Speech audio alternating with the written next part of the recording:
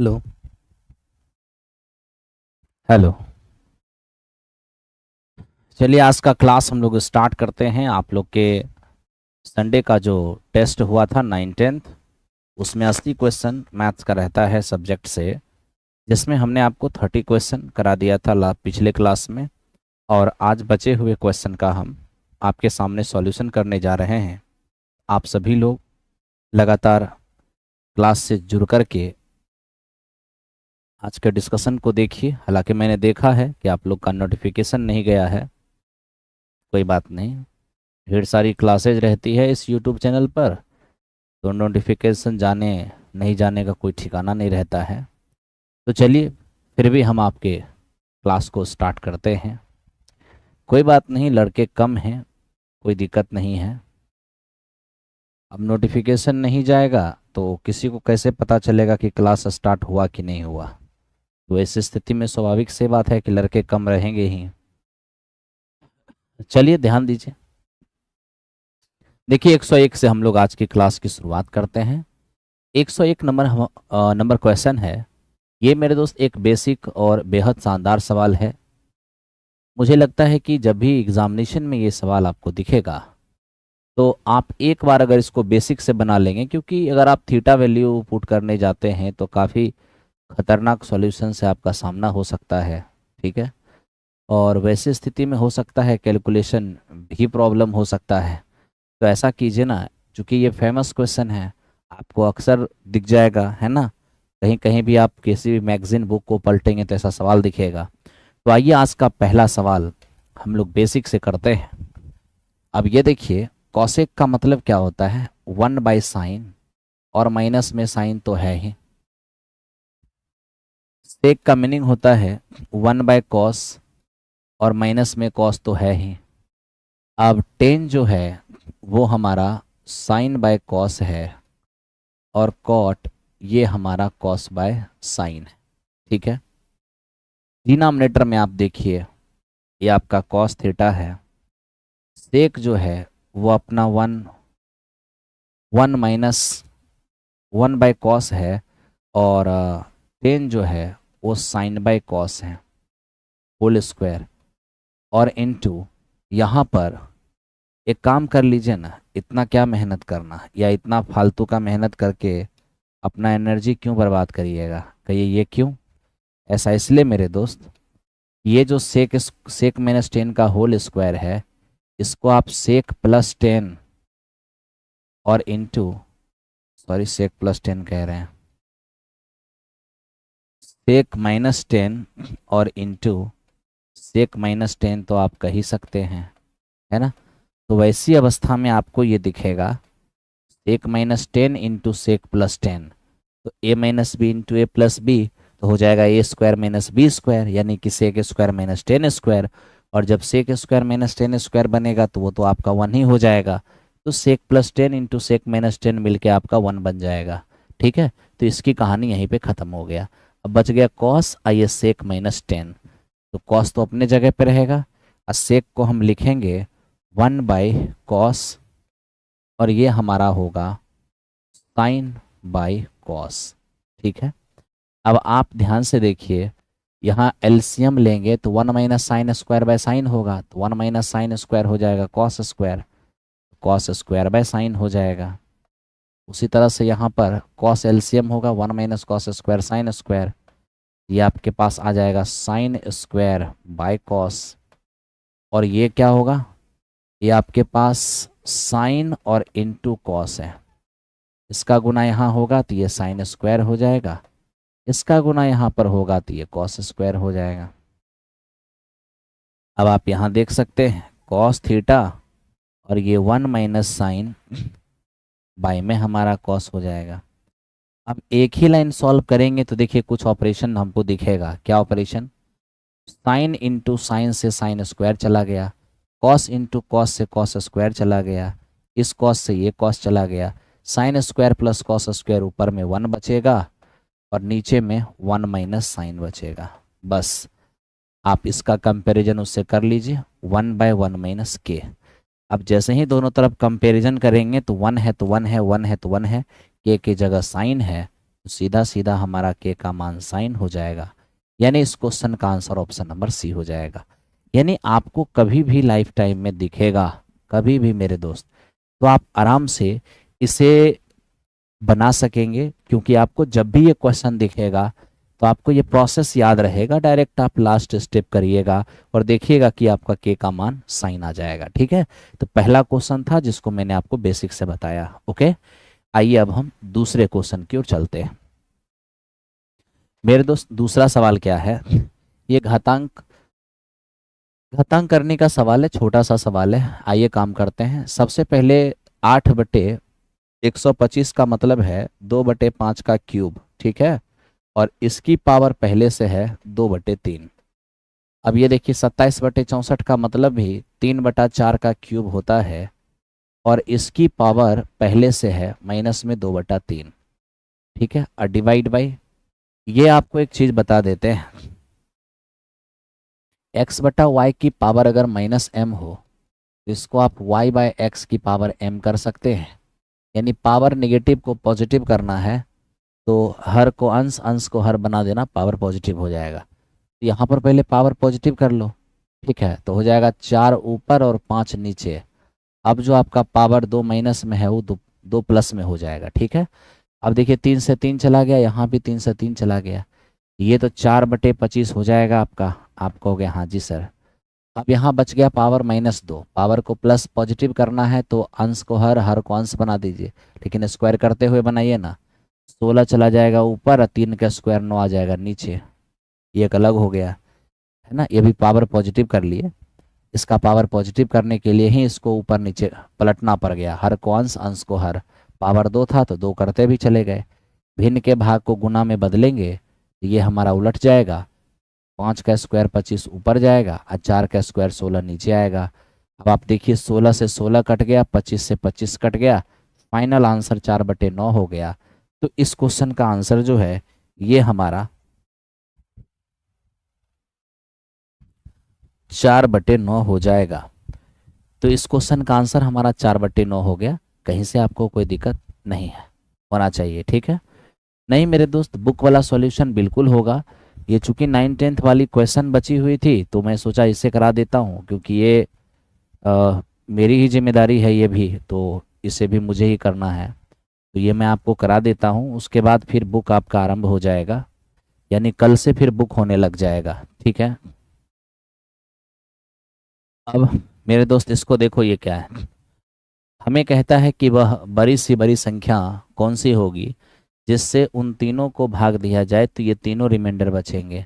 यानी वह बड़ी से बड़ी संख्या जिससे 70, 172, ठीक है, 85, 105 और मेरे दोस्त 99, 125, वो बड़ी सी बड़ी संख्या जिससे इन तीनों में भाग देंगे तो आपका रिमाइंडर क्रमशः 22, 45 और 55 रह जाएगा। ठीक है, तो आप देखिए ना, वो बड़ी से बड़ी संख्या जिससे इन तीनों में भाग देंगे ना तो ये तीनों रिमाइंडर रहेगा। अच्छा आप बताइए रिमाइंडर कब रहता है? रिमाइंडर रहता है तब जब भाग लगने से एक्स्ट्रा होता है। तो भाग लगने से एक्स्ट्रा है तभी तो ये रिमाइंडर आ रहा है। एक काम करिए ना, जितना एक्स्ट्रा है उतना हटा दीजिए। जैसे ही यहाँ पर हटाएंगे 70, 150 हो जाएगा। यहाँ पर आप देखेंगे ये 0, ये 6, 84, 160 हो जाएगा। यहाँ पे आप देखिए 0, 12 में 5 गया तो 7 और ये हमारे पास 98 हो जाएगा। तो मेरे दोस्त इस तरीके से आप लोग यहाँ पे देख पा रहे हैं। ठीक है, अब जैसे ही रिमाइंडर हटा दिए ना तो अब ये डिविजिबल होने वाली नंबर है। और मेरे दोस्त ध्यान रखना, ये जिससे डिविजिबल होने वाली नंबर है वो इसका एचसीएफ होगा। यानी वो बड़ी सी बड़ी नंबर जो अब इसे तीनों को काट पाएगी वो क्या होगा? वो मेरे दोस्त इनका एचसीएफ होगा। और एचसीएफ लोगे तो 1410 नजर आएगा। इसका एचसीएफ आपका 1410 नजर आएगा। ठीक है, इनका एचसीएफ कैसे पता चला 1410 आएगा? किसी दो का डिफरेंस ले लीजिए, इन्हीं दोनों का आ जाएगा 1410। 1410 से 5 बार में, 1410 से 6 बार में, 1410 से 7 बार में, तीनों कट रहा है तो यही एचसीएफ हो जाएगा। तो हमें एचसीएफ नहीं मांगा, हमें इस नंबर का सम ऑफ डिजिट मांगा, तो सम ऑफ डिजिट कितना है 6, तो इस क्वेश्चन का आंसर हो जाएगा 6। ठीक है, इस क्वेश्चन का आंसर हो जाएगा 6। मेरे दोस्त मैंने बुक बंद नहीं किया है, आज सेट का डिस्कशन करा रहा हूँ, कल से फिर बुक होने लग जाएगा। ठीक है, बिल्कुल भी बुक बंद नहीं किया है, इसके लिए आप श्योर रहिए। ठीक है, अब इसको देखिए, किसी आंकड़ों के बहुलक और माध्य इतने इतने हैं, तो आंकड़ों की माध्यिका क्या होगी? आंकड़ों की माध्यिका क्या होगी? आप लोग भी मेरे दोस्त बना के आंसर दीजिए, क्योंकि आप लोग भी आंसर देंगे तो ज़्यादा मज़ा आएगा काम करने में। ठीक है, आप लोग भी आंसर देंगे तो बहुत मज़ा आएगा। ठीक है, आप लोग सभी कंसेप्ट जानते होंगे इसके, क्या कंसेप्ट जानते हैं? 3 गुने माध्यिका, 3 गुने माध्यिका बराबर बहुलक प्लस 2 गुने माध्य, 3 मीडियन बराबर मॉड प्लस 2 इंटू मीन। अब आप देख लीजिए ना, हमको मीडियन ही निकालना है, तो मीडियन तो हमें नहीं पता, लेकिन हम मॉड जान रहे हैं। ये हमारे पास 24.6 है, प्लस 2 गुने ये 20.1 है। आप दोनों को जोड़ के 3 से काट लीजिए, आप देखिएगा आपका आंसर 21.6 आ जाएगा। ये इस क्वेश्चन का आंसर हो जाएगा, कहीं से आपको कोई दिक्कत नहीं होगा। ठीक है, कहीं से भी कोई परेशानी नहीं होना है। चलिए अब बढ़ते हैं अगले सवाल की ओर, अगले सवाल को देखते हैं। देखिए, वह छोटी सी छोटी संख्या ज्ञात कीजिए जो 24, 88 और 136 से पूर्णतः विभाज्य हो जाए। अब बताइए दोस्त मेरे, वह छोटी सी छोटी संख्या जो इन तीनों से विभाज्य हो जाए, जानते हो, जो इन तीनों से विभाज्य होगा वो इसका एलसीएम होगा या एलसीएम का कोई मल्टीपल होगा, या तो एलसीएम होगा या तो एलसीएम का कोई मल्टीपल होगा। ठीक है, तो मेरे दोस्त आप एलसीएम ले लेना। आप जैसे ही एलसीएम लोगे इन तीनों का, आपका रिजल्ट जो है वो 44 और 88 हो जाएगा। ठीक है, आप कहोगे डायरेक्ट तुम 44 88 पे क्यों चले गए? क्योंकि मेरे दोस्त मैं देख रहा हूँ जो 88 से डिविजिबल होगा वो 8 और 11 दोनों से डिविजिबल होगा। ठीक है, और 8 एक इवन नंबर है, एक इवन नंबर से कभी भी ऑड नंबर डिविजिबल नहीं होता है। ये चूंकि ऑड है, जो 8 से कभी नहीं कटेगा, है ना। और दूसरी बात क्या, 88 11 से भी कटता है, तो 11 तिया 33 देख रहे हैं, बचेगा 5, 59, 11 पचे 55, 11 चौके 44, ये भी कट रहा है, और मेरे दोस्त 11 से भी कट रहा है। अब थोड़ा सा हमें और चेक करना होगा। अब हम ये देख पा रहे हैं 24 का मतलब 3 गुने 8, 3 से भी कटना चाहिए। देखते हैं 3 से ये कटता है कि नहीं। अब देखिए यहाँ पर मेरे दोस्त 9 4 13, 13 8 21 3 24, ये 3 से भी कट रहा है ना। तो अब ऐसी स्थिति में हमें क्या करना होगा, अब 136, अब 136 जो है ना मेरे दोस्त, ये हमारा 4, यहाँ देखिए 4 तिया 12, 4 चौको 16। तो मेरे दोस्त ऐसी अवस्था में हम 4 तिया 12, 4 चौको 16, यहाँ देखो, या थोड़ा और एक्सप्लेन कर लोगे तो ये 17 8 136 दिखेगा। 17 से भी डिविजिबल होना चाहिए, तो 17 दूनी 34, बच जाएंगे कितने 4, 17 दूनी 34 बिल्कुल डिविजिबल नजर नहीं आएगा, है ना। तो मेरे दोस्त ये इस क्वेश्चन का आंसर नहीं जाएगा, केवल ये बच गया जो इस क्वेश्चन का आंसर जाएगा। ठीक है, अब मुझे लगता है कि इतना ज़्यादा मेहनत करने की ज़रूरत नहीं है, जब इतना छोटा छोटा डाटा है तो नॉर्मली आप एलसीएम भी ले सकते हैं। ठीक है, चलिए थैंक यू वेरी मच मेरे दोस्त। और एक बात बताऊं क्या, इसके लिए इतना क्या सोचना था, अगर 24 का मतलब 6 गुना 4 भी तो होता है, 4 से डिविजिबिलिटी चेक कर लेते हैं। आपको लगता है कि आखिरी 2 अंक 4 से कटेगा? कोई संख्या 4 से तभी कटेगी जब उसका आखिरी 2 अंक 4 से कटेगा, आखिरी 2 अंक 9 और 4 4 से कटेगा नहीं, इसलिए मेरे दोस्त ये आंसर आपका जाएगा नहीं, है ना। बाकी आप एलसीएम लोगे, ऑप्शन नंबर ए इस क्वेश्चन का आंसर हो जाएगा। ठीक है,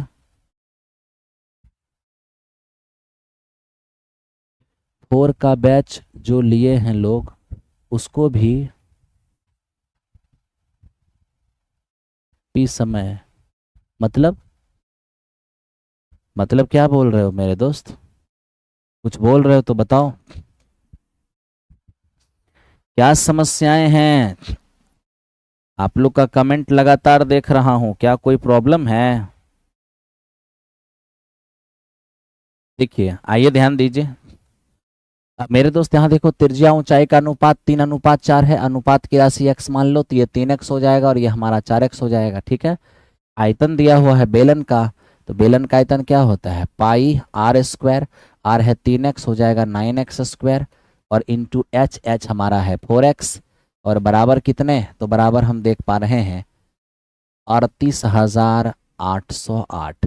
यहाँ से x का मान लेके आएंगे मेरे दोस्त, x का मान आपका 7 हो जाएगा। अब x का मान जैसे ही 7 हो गया, हमें तो चाहिए त्रिज्या, तो 3×7=21। फाइनली इस क्वेश्चन का आंसर आपका 21 हो जाएगा। अब थोड़ा मोड़ा जोड़ घटाव गुना भाग तो आप कर ही सकते हो, इसमें तो कोई दिक्कत नहीं होना चाहिए।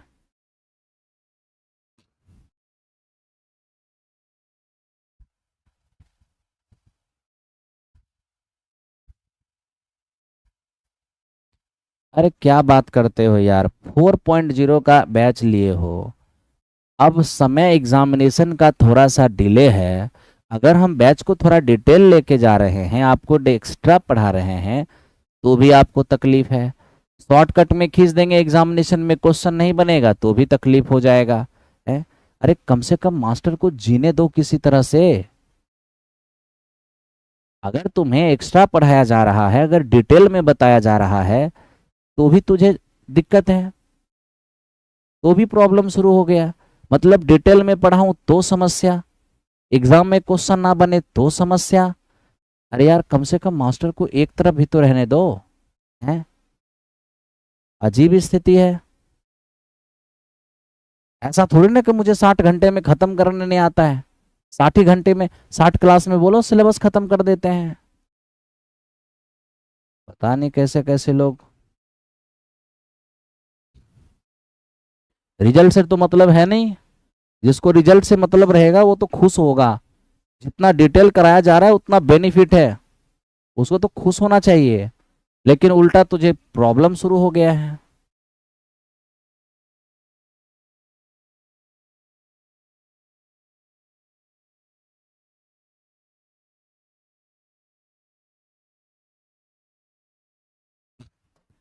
अब ऐसा तो है नहीं कि आपके एक के कारण हम सबका जिंदगी बर्बाद कर देंगे, ये भी संभव नहीं है। हम उसी हिसाब से पढ़ाएंगे कि एग्जामिनेशन में जाके मैक्सिमम स्कोर करके आएगा। मैक्सिमम स्कोर मुझे चाहिए, क्योंकि मैक्सिमम स्कोर से ही सिलेक्शन होगा। अब एक के कारण मैं सबका लाइफ बर्बाद नहीं करूंगा। इसलिए आप एक ही मैसेज को बार बार करना बंद कीजिए। आपको लगता है कि बहुत ज़्यादा डिटेल है, आप आप देख लीजिए, आपको जैसा ठीक लगता हो। लेकिन मैं तो वही करूंगा जिससे कि भाई लोग का मार्क्स अच्छा आएगा, क्योंकि मैं जानता हूँ मैक्सिमम मार्क्स आएगा तभी सिलेक्शन होगा। एक के कारण सबकी ज़िंदगी बर्बाद नहीं कर सकता। बाकी आपकी ज़िंदगी है, आप अपने हिसाब से डिसीजन ले सकते हो।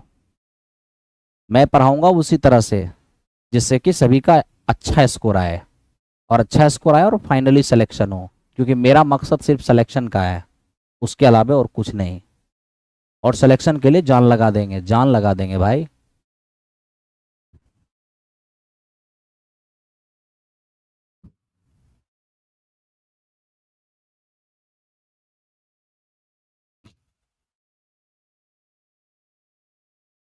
देखो, 3 पुरुष और 2 महिलाएं एक काम को 8 दिन में पूरा कर सकती हैं, जबकि 2 पुरुष और 3 महिलाएं उसी काम को 10 दिन में पूरा कर सकते हैं।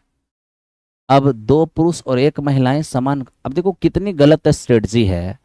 सिलेबस कंप्लीट होगी तो मैं प्रैक्टिस करूंगा, जैसे लग रहा है कि सालों साल समय है एग्जामिनेशन के लिए। सिलेबस भी चलेगा और साथ में प्रैक्टिस भी करना होगा। अगर आप ये इंतजार कर रहे हैं कि मेरा सिलेबस कंप्लीट होगा तो मैं प्रैक्टिस करूंगा, तो फिर इतना दिन से क्या कर रहे थे, एस्टेट कैसे पास कर गए? ऐसे ही स्टेट पास कर गए। तो आपको पढ़ना भी होगा और साथ में प्रैक्टिस भी करना होगा, अगर नौकरी चाहिए, अगर सिलेक्शन चाहिए तो। बाकी चॉइस ही जोर्स।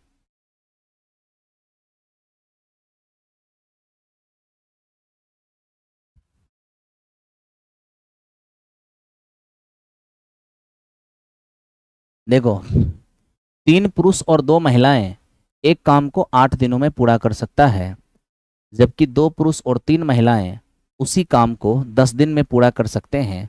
2 पुरुष और 1 महिलाएं समान काम को कितने दिनों में कर सकते हैं? अब 3 पुरुष और 2 महिलाएं इसी काम को 8 दिन में कर सकते हैं। 2 पुरुष और 3 महिलाएं उसी काम को 10 दिन में कर सकते हैं। 3 पुरुष और 2 महिलाएं 8 दिन में, 2 पुरुष और 3 महिलाएं 10 दिन में। ठीक है, चलिए अब थोड़ा यहाँ ध्यान दीजिए। ये हमारा 24 मैन और प्लस 16 वोमेन बराबर ये 20 मैन प्लस 30 वोमेन। 24 में अगर 20 आके घट जाएगा तो 4 मैन हो जाएगा, और 16 उधर जाके घट जाएगा तो 14 वोमेन हो जाएगा। अब मैन अपन वोमेन करेंगे, ये 7:2 आ जाएगा। ये मैन की इफिशियंसी हो गया, ये वोमेन की इफिशियंसी हो गया। ठीक है, सबसे पहले टोटल वर्क ले लीजिए। टोटल वर्क इधर से भी ले सकते हैं। एक मैन की इफिशियंसी 7 है तो 3 मैन की इफिशियंसी 21। एक वोमन की इफिशियंसी 2 है तो 2 वोमन की इफिशियंसी 4। ठीक है, तो अब यहाँ देखिए 21 और 4 25, 25 8 200, 200 हो गया टोटल वर्क। अब इसी को करना चाहता है कौन? 2 मैन और 1 वोमन। आप ही बताइए, करना है 200 काम। एक मैन की क्षमता 7 है, एक वोमन की क्षमता 2 है, 14 और 2 16, 16 इफिशियंसी से काम होगा। ये हमारे पास 25 अठे और 2 अठे, यानी यहाँ पर 12.5 इस क्वेश्चन का आंसर हो जाएगा। ऑप्शन नंबर ए इस क्वेश्चन का आंसर हो गया।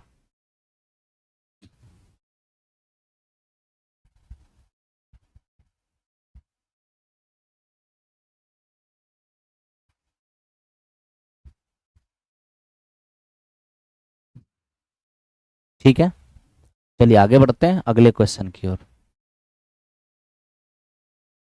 अब इसको देखिए, ये क्या है मेरे दोस्त? ये हम देख पा रहे हैं कि ऊपर में sin 70 cos 70 यानी हमें लग रहा है, लग क्या रहा है? वो तो दिख रहा है, श्योर दिख रहा है कि sin 70 ऊपर में कॉमन आने वाला है। कॉमन कर लेंगे तो यहाँ 1 होगा, यहाँ 2 sin² 70 बचेगा। नीचे में आप देख पा रहे हैं cos 70 कॉमन आएगा, यहाँ से 2 cos² 70 और -1 बचेगा। अब यहाँ से आप देख रहे हैं मेरे दोस्त, ये 1 - 2 sin² और 2 cos² -1 जानते हैं रियल में ये आपके cos 2 थीटा का फॉर्मूला है, और वो भी ये भी cos 2 थीटा का ही फॉर्मूला है। तो cos 140 से cos 140 चला गया, sin/cos हो जाएगा 10, यानी इस क्वेश्चन का आंसर 1070 होगा। तो 1070 इसका रिजल्ट हो गया। ये हो गया हमारा 1070।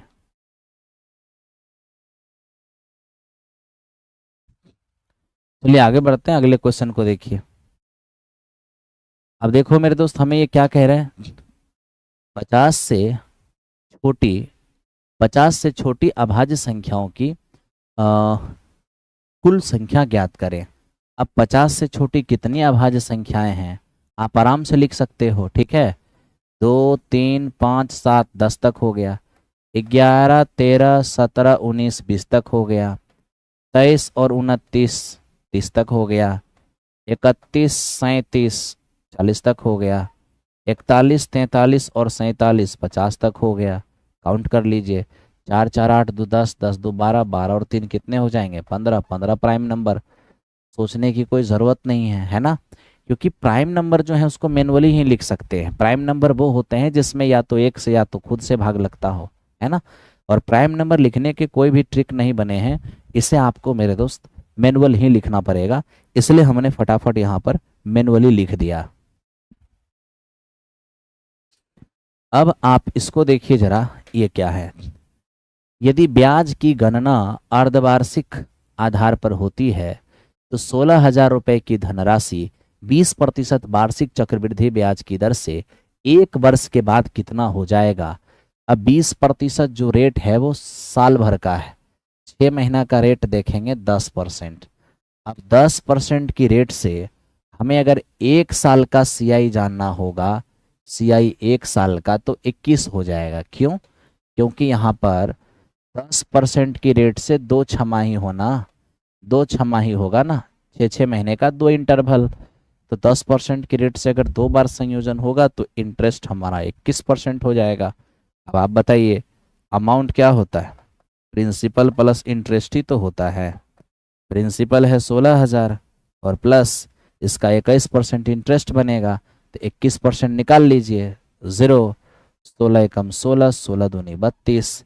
फाइनली देखिएगा 19,260, यही इस क्वेश्चन का आंसर होगा। बहुत बहुत ही आराम से आप कर पाएंगे, एक बार देख लीजिए सही से। 16 दूनी 32 और 1 33, यानी 19,360। ऑप्शन नंबर सी इस क्वेश्चन का आंसर हो जाएगा। ऑप्शन नंबर सी इस क्वेश्चन का आंसर हो जाएगा।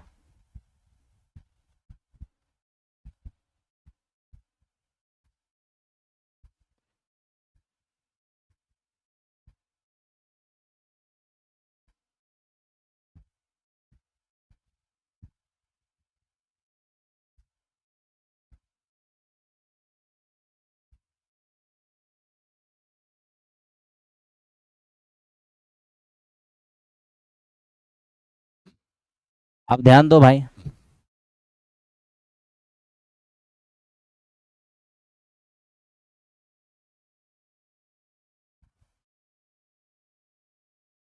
अब इसको देखिए ये क्या है। अब देखिए ये सवाल हमसे कह रहा है कि सर दो धनात्मक संख्या का अंतर 3422 है। जब बड़ी संख्या को छोटी संख्या से विभाजित किया गया तो भागफल 4 और शेषफल 290 प्राप्त हुए। दी गई संख्याओं में से बड़ी संख्या और 4292 का एचसीएफ क्या होगा? अब सबसे पहले क्या है ना कि दो संख्या का अंतर ये हमारे पास 3422 है, ठीक है। अब हम x माइनस वाई किए हैं, यानी हमने मान लिया है कि x y से बड़ा है। अब क्वेश्चन के मुताबिक जब छोटी बड़ी संख्या को छोटी से भाग दिए, यानी जब x को y से भाग दिए हैं, तो हमारा भागफल कितना? तो हमारा भागफल 4 और हमारा शेषफल कितना? तो आप देखेंगे हमारा शेषफल 290 प्राप्त हुआ है। अब यहां पर क्या होगा, यहां देखते रहना।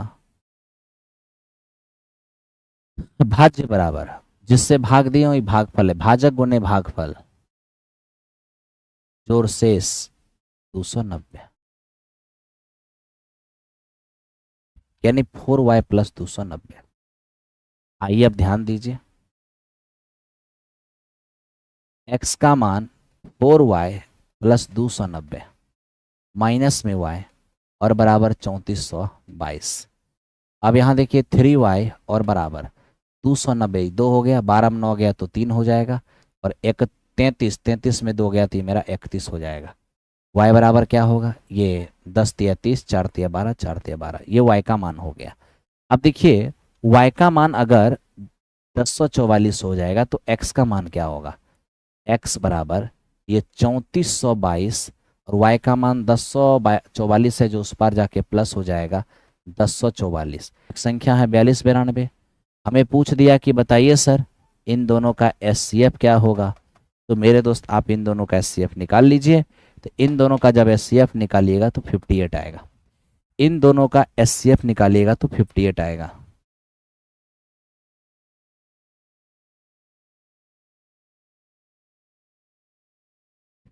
बुक सॉल्यूशन नहीं होगा क्या? बुक सॉल्यूशन होगा मेरे दोस्त। आज ये टेस्ट का डिस्कशन थोड़ा रिमेनिंग है, इसको करा देते हैं फिर बुक सॉल्यूशन करेंगे। अब देखो इसको, थोड़ा इसको समझना है। ये दो कोण आपस में सप्लीमेंट्री हैं, संपूरक। तो बताइए x का मान क्या होगा। अब आपको पता होना चाहिए कि जब दो कोण, ध्यान दो, जब दो कोण आपस में सप्लीमेंट्री होते हैं तो दोनों मिलके क्या होता है, तो मेरे मित्र दोनों मिलकर 180। अब यहाँ से 3x 75 कटेगा 105, x का मान हो जाएगा 35। यानी इस क्वेश्चन का आंसर कितना हो गया, 35। ये तो नॉर्मल आप भी जानते हैं, बहुत ही सिंपल है। इसको देखिए हमें कह रहा है बताइए इस बहुलक इस डाटा में बहुलक क्या होगा। तो जिस चरमान की फ्रीक्वेंसी सबसे ज़्यादा होगा वही बहुलक होगा। आप देख लीजिए 1, 2, 3, 4, सबसे ज़्यादा बार 48 है। इसका मतलब ये है 48 की फ्रीक्वेंसी सबसे मैक्सिमम है, तो यही मेरा मॉड हो जाएगा। अब मान लीजिए कि 4 बार कोई और भी होता, तब दोनों मॉड हो जाता, है ना। अब इसको देखिए, ये क्या है। ये हमसे कहता है कि 3 बच्चे किसी वृद्धाश्रम में रहने वाले लोगों के लिए कार्ड बनवा रहे हैं। उन्हें एक कार्ड बनवाने के लिए 12 मिनट, 18 मिनट और 20 मिनट का समय लगता है। यदि वे एक साथ कार्ड बनाना शुरू करते हैं तो कितने मिनट के बाद वे पुनः एक साथ नया कार्ड बनाना शुरू करेंगे। ये तो वही घंटी वाला क्वेश्चन है एलसीएम एचसीएफ का। इतना इतना समय में रिपीट होती है ना, इतना इतना समय में बनती है। तो बताइए, एक साथ शुरू किया है, दोबारा से एक साथ बजना, मतलब पहली बार एक साथ बजा दिया गया, दोबारा से एक साथ कब बजेगा। तो उसके लिए क्या करते हैं, जितना जितना टाइम इंटरवल पर रिपीट होता है बस उसका एलसीएम ले लेते हैं। आप जैसे ही एलसीएम लेंगे 180 मिनट आपको नजर आएगा। यानी कि ठीक 180 मिनट के बाद सबों के लिए ये एक साथ नया कार्ड बनाने लग जाएगा।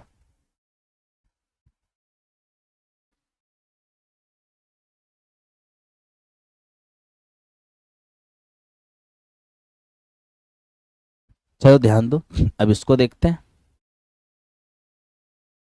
मेरे दोस्त, ये घनाभ के 3 आसन्न सतह जिनका एरिया इतना इतना और इतना है, ठीक है। अब आप इसको ऐसे समझो, घनाभ का 3 आसन्न सतह है। घनाभ का 3 आसन्न सतह, घनाभ के 3 आसन्न सतह है। आसन्न सतह किसे कहते हैं, किसी क्यूबॉइड के एक कॉर्नर से जब 3 सरफेस लगता है तो उसे एडजेसेंट सरफेस कहते हैं। अब जैसे देखिए, अभी इस कॉर्नर से कौन कौन सा सरफेस लगा है। एक ये वाली सरफेस लगा है, दूसरा ये वाली सरफेस लगा है, और तीसरा ये वाली सरफेस लगा है, ठीक है। ये एल है तो ये भी एल होगा, ये भी एल होगा, ये बी है तो ये भी बी होगा, और ये हमारा एच है। आसन्न सतह में एक सतह होता है हमारा क्या, एल बी, एक हमारा एल बी होता है, एक एल एच होता है, ये एल एच हो गया, और एक बी एच होता है, एक हमारा बी एच हो गया। ये तीनों आसन्न सतह का एरिया है, और यही हमें दिया हुआ है 66, 108 और मेरे दोस्त 198, ठीक है। मुझे क्या चाहिए, वॉल्यूम। सबको गुना कर दीजिए, गुना कीजिएगा। एल बी एच तीनों का स्क्वायर हो जाएगा इधर, और इधर आपका हो जाएगा 66 गुने 108 और गुने 198। आप स्क्वायर ट्रांसफर करेंगे जैसे ही, तो एल बी एच का आपका मान आएगा। आप स्क्वायर जैसे ही ट्रांसफर करेंगे तो आपके एल बी एच का मान आएगा। यानी कि रूट के अंदर आपका 66 हो जाएगा, 108 हो जाएगा और 198 आएगा। जब आप वर्गमूल निकालेंगे 1188 नजर आएगा, यही इस क्वेश्चन का आंसर होगा। 1188 नजर आएगा, यही इस क्वेश्चन का आंसर होगा, ठीक है। चलिए चलते हैं अगले सवाल की ओर। अब आप इसको देख लीजिए, 10 प्रेक्षण का औसत है 46। यह बाद में पाया गया कि प्रेक्षण को त्रुटि बस 142 की जगह 42 पढ़ा गया। तो बताइए सही औसत क्या होगा। अब आप बताइए, पढ़ना था 142 और पढ़ लिए 42, कितना कम पढ़ लिए, 100 कम पढ़ लिए। इसका मतलब आपका जो माध्य आया है वो बहुत कम आया है, क्योंकि आपने कम पढ़ा है। सही माध्य क्या होगा, इससे ज़्यादा। कितना ज़्यादा होगा, 100 ज़्यादा। अब एवरेज में एवरेज ही जुटेगा ना, तो इसको एवरेज बनाइए। तो इसको एवरेज बनाइएगा कितना संख्या के रिस्पेक्ट में, 10 संख्या के रिस्पेक्ट में। तो 46 और प्लस 10 कितना हो जाएगा, 56। यानी इस क्वेश्चन का आंसर क्या हो जाएगा, 56 हो जाएगा।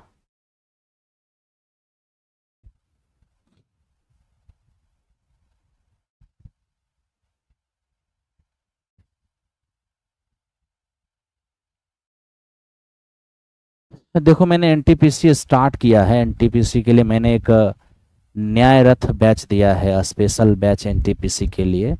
आप प्लेटफॉर्म बाय नवीन कुमार सिंह एप्लीकेशन पर जाकर के रेलवे वाले सेशन में न्याय रथ बैच को आप ज्वाइन कर सकते हो, या आपके कोई भी साथी जो रेलवे एनटीपीसी की तैयारी कर रहा हो, अगर मैथ्स उसका वीक हो तो उस बैच में जाकर वो मैथ्स की तैयारी कर सकता है। अब देखिए लिखा है कि एक समचतुर्भुजाकार मैदान के विकर्ण इतने इतने हैं, तो बताइए मैदान का परिमाप क्या होगा। अब आपको हम, बड़ा सिंपल बात है मेरे दोस्त, ध्यान से देखिए। एक रोम्बस, रोम्बस की चारों साइड क्या होती है, बराबर। ठीक है, रोम्बस का चारों साइड बराबर होता है। अब आपको ये भी पता होना चाहिए कि रोम्बस के जो डायगोनल होते हैं, रोम्बस के जो डायगोनल होते हैं वो 90 डिग्री पर एक दूसरे को बाइसेक्ट करते हैं, 90 डिग्री पर एक दूसरे को बाइसेक्ट करते हैं। जो 110 है वो हमारा 55 55 हो जाएगा, जो 96 है वो हमारा 48 48 हो जाएगा। अब आपको बता दें 48, 55 और 73 ये एक ट्रिपलेट है। 48, 55 और 73 ये मेरे दोस्त एक ट्रिपलेट है।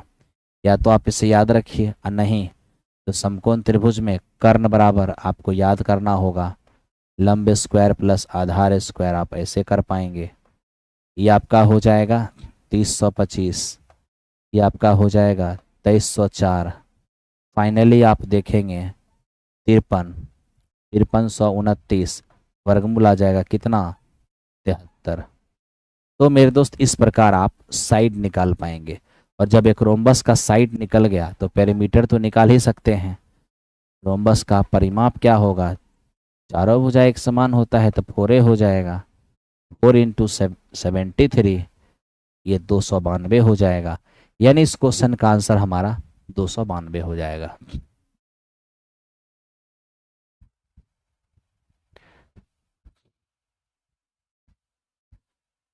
हाँ वैभव, वो आरआरबी एनटीपीसी स्पेशल मैथ है, ठीक है, उसमें CBT 1 CBT 2 दोनों कवर हो जाएगा। हो गया। अब ये देखिए ये क्वेश्चन मेरे दोस्त हमें मांग रहा है PLA, इस एंगल का मान मांग रहा है। अब देखिए जब दो लाइन पैरेलल हो तो ये दोनों कॉरेस्पॉन्डिंग एंगल होता है, संगत कोण से बराबर होगा। ये 48 है तो ये भी 48 होगा। अब रेखा पर 180, जिसमें ये 48 है तो ये पक्का 132 हो जाएगा। यानी इस क्वेश्चन का आंसर ऑप्शन नंबर सी हो जाएगा। ठीक है, अब आइए इसको देखिए मेरे दोस्त, AB और CD दो कोड है, आपको पता होना चाहिए। समान लंबाई की जीवा केंद्र पर समान कोण बनाती है ना। अगर ये दोनों जीवा के द्वारा केंद्र पर बना हुआ कोण समान है, इसका मतलब दोनों जीवा की लंबाई भी समान हो जाएगा, है ना। एक हमारा 2.5 है तो श्योर दूसरा भी 2.5 ही होगा। समान लंबाई की जीवा केंद्र पर समान कोण बनाती है। इसको देखो, कह रहा है किसी समांतर श्रेणी के P पदों का योगफल इतना है तो nवां पद क्या होगा। किसी भी सीरीज का मेरे दोस्त nवां पद जो होता है वो a plus n minus 1 into D होता है। ठीक है, अब आप यहाँ देखिए P पदों का जो योगफल है वो 3p स्क्वायर और प्लस में 4p है।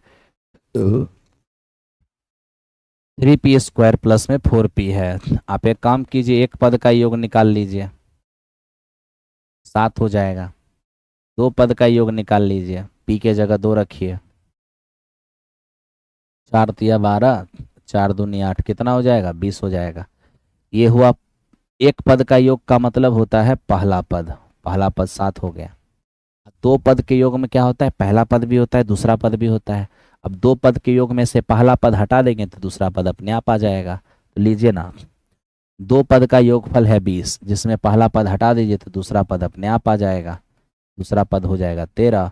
जब पहला पद मिल गया, दूसरा दो पद के योग पहला दूसरा मिला के 20, जिसमें पहला है 7 तो दूसरा हो जाएगा 13।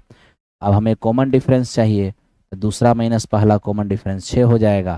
तो लीजिए पहला पद है आपका 7 प्लस मेरे दोस्त ये n माइनस 1 इंटू डी कितना है 6, 7+6n और -6 यानी 6n+1। तो इस क्वेश्चन का आंसर हो जाएगा 6n+1। कहीं से तकलीफ नहीं है।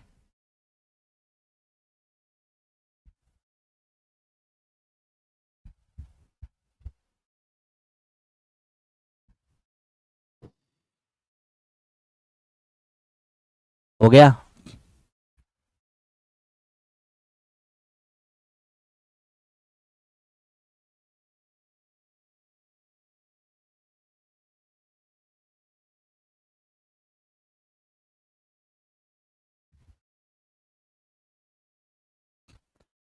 आइए अब इसको देखिए, इसको थोड़ा समझिए। देखिए सबसे पहली बात, माध्यिका होती क्या है? मीडियन क्या होता है? मीडियन होता है L+n/2 - c/f और इंटू h। ठीक है, अब इसको आप ध्यान से देखेंगे एकदम अच्छे से। पहला काम है कॉम्युलेटिव फ्रीक्वेंसी निकालना, संचयी बारंबारता। कॉम्युलेटिव फ्रीक्वेंसी कैसे निकालते हैं? पहले क्लास की फ्रीक्वेंसी ही कॉम्युलेटिव होता है, इसके बाद क्रॉस जोड़िए, 3 7 10, 10 12 22, 22 6 28, 28 2 30। ठीक है, इसके बाद आपको क्या करना है? कैपिटल एन जिसे सिग्मा एफ कहते हैं, निकालिए जल्दी। तो कैपिटल एन सिग्मा एफ, मेरे दोस्त सभी फ्रीक्वेंसी को जोड़ोगे 30 आएगा, क्योंकि आखिरी कॉम्युलेटिव फ्रीक्वेंसी ही सभी फ्रीक्वेंसी का योगफल होता है। 30 हो गया। अगर n/2 निकालेंगे तो 15 हो जाएगा। जानते हैं n/2 क्यों निकालते हैं? क्योंकि हमें मीडियन क्लास की खोज करना है। तो n/2 जो हो गया वो मेरे दोस्त क्या हो गया हमारा? n/2 15। अब कॉम्युलेटिव फ्रीक्वेंसी में देखिए कहीं 15 है क्या? अगर 15 नहीं होगा तो 15 से ठीक बड़ा वाला को कंसीडर करिएगा। तो ये है हमारा n/2 का मान 15। हम 15 ढूंढ रहे हैं, हमको कहीं नहीं मिला, तो 15 से ठीक बड़ा 22 वाले को कंसीडर करना होगा। यही आपका मीडियन क्लास हुआ। मीडियन क्लास की फ्रीक्वेंसी आपका f होता है। मीडियन क्लास की लोअर लिमिट आपका l होता है। Upper limit minus lower limit यही क्लास की लंबाई होता है। अब आप आराम से बैठाइए। मीडियन क्लास का लोअर लिमिट 8 है, n/2 का मान 15 है, माइनस c, माध्यिका वर्ग के ठीक पहले वाले वर्ग की कॉम्युलेटिव फ्रीक्वेंसी c होता है, ये 10 हो गया। f हमारा 12 है, इंटू h हमारा 2 है, 8 और प्लस 2 से 6 बार में जाएगा, ये हमारा 5/6 है। 48 5 53, 53/6। तो इस क्वेश्चन का आंसर हमारा 53/6 हो जाएगा। इस क्वेश्चन का आंसर 53 बटा मेरे मित्र 6 हो जाएगा। ठीक है, ये हमारा 121 है। अब ये देखिए यहाँ पर क्या होता है, कहता है कि 3 सिक्का को एक साथ उछाला जाता है, कम से कम 2 सिक्के पर हेड आने की प्रोबेबिलिटी क्या होगा? अब 3 सिक्का को जब उछाला जाएगा तो पहले पहले देखिए इवेंट क्या बनेगा। पहले 2 सिक्का के लिए बना लो, head head, head tail, tail head, tail tail. 2 सिक्के के लिए है। जब 3 सिक्के का बनाना होगा ना, तो 2 सिक्के के इवेंट को रिपीट कर दीजिए, head head, head tail, tail head और टेल टेल। ठीक है, ये मैंने 2 सिक्के के इवेंट को रिपीट कर दिया। अब क्या करना है? पहला 4 इवेंट पर आप हेड लगा दीजिए और अगला 4 इवेंट पर आप टेल लगा दीजिए। यही हो गया 3 सिक्के को उछालने पर 8 घटना। हमें क्या चाहिए? कम से कम 2 पर हेड चाहिए। कम से कम 2 पर हेड का मतलब 2 पर भी हेड चलेगा, तीनों पर हेड चलेगा। तो कम से कम 2 पर हेड वाला जो है आप देख लीजिए, यही है, यह है कम से कम 2 पर हेड। तो कम से कम 2 पर हेड वाला 4 इवेंट है, बटा टोटल इवेंट 8, यानी प्रोबेबिलिटी हो जाएगा 1/2। प्रोबेबिलिटी हो जाएगा 1/2। अब इस पर आइए, इसको देखिए। एक बॉक्स में 4 लाल, 5 नीला और 3 हरे रंग के मार्बल्स हैं। यदि बेतरतीब 2 मार्बल्स निकाले जाएं तो दोनों के लाल होने की प्रोबेबिलिटी क्या होगा?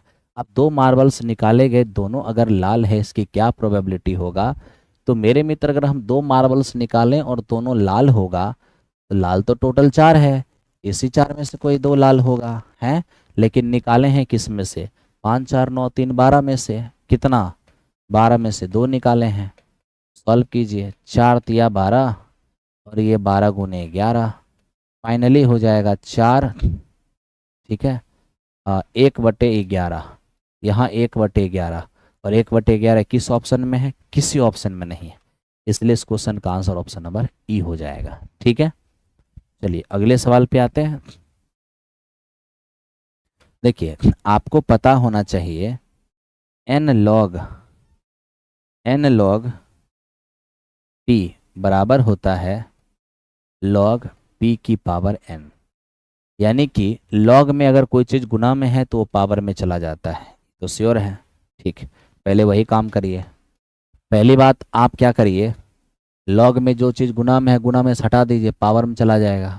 ठीक है, तो ये हमारे पास क्या हो जाएंगे, log 3 की पावर 5, 3 तिया 9 तिया 27 तिया 81 तिया 243, ये हो जाएगा 243, और बेस में कितने हैं 10, माइनस ये हमारा log 9 और बेस में कितने हैं 10।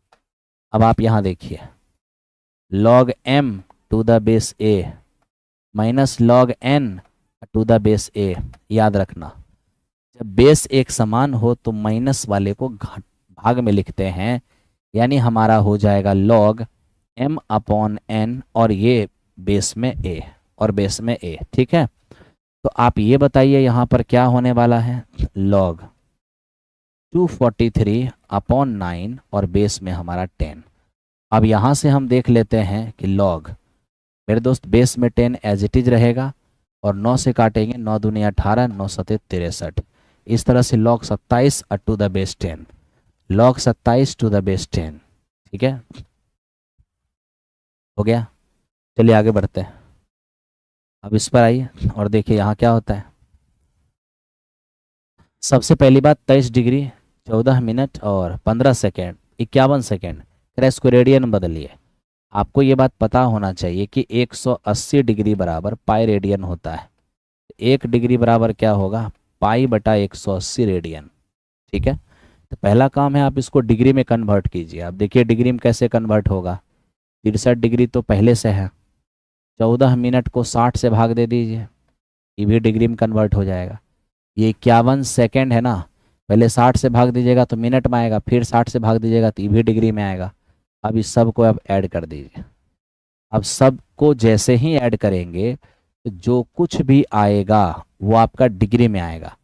आपको पता है 1 डिग्री बराबर पाई बटा 180, जैसे ही इसको पाई बटा 180 से गुना करते हैं वैसे ही आपको रेडियन में दिखेगा, यानी आपका इंफॉर्मेशन जो है वो रेडियन में हो जाएगा।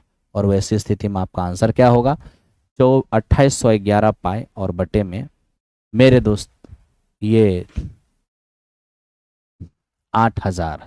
ठीक है, तो मैंने प्रयास किया आपको समझाने की, इस तरीके से आप काम करोगे तो आपको कहीं दिक्कत नहीं होगा, बहुत ही सिंपल है। ठीक है, आपको कहीं समस्या नहीं होना है, बस आप काम करते चलिए और मेरे दोस्त आगे बढ़ते चलिए। ठीक है, मेरी पूरी कोशिश है कि आपको कहीं पे किसी भी तरह का दिक्कत ना हो।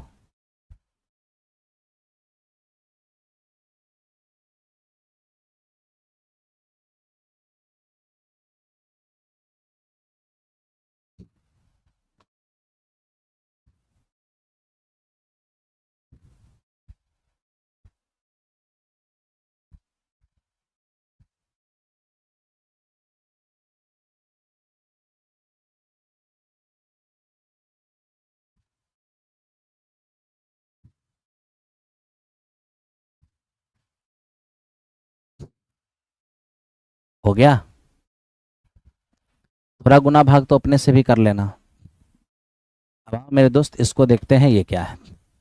देखो कहता है यदि ताश की गड्डी में से 2 पत्ते निकाले जाते हैं, बताइए उसके बेगम होने की प्रोबेबिलिटी क्या होगा। ताश के 52 पत्ते में 4 बेगम होती है, 2 पत्ता निकालेंगे और दोनों बेगम होगी तो 4 बेगम में से ही कोई 2 होगी, लेकिन निकाले हैं किस में से, 52 में से कितने, 2।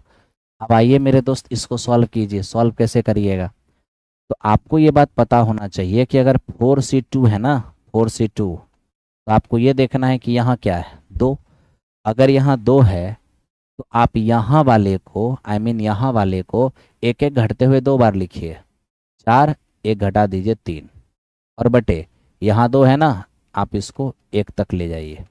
ठीक है भाई, तो ये हो जाएंगे 6। या तो ऐसे सॉल्व करिए, और नहीं तो आप ये फॉर्मूला ध्यान में रखिए, NC2 बराबर n इंटू एन माइनस 1/2, आप ऐसे कर सकते हैं। ठीक है, आप इसको सॉल्व करेंगे, ऊपर हो जाएगा 4 तिया 12/2, नीचे हो जाएगा 52 गुने 51 बटे में 2, 2 से 2 चला गया, बाकी इसको कट कीजिएगा, 1/221 आ जाएगा।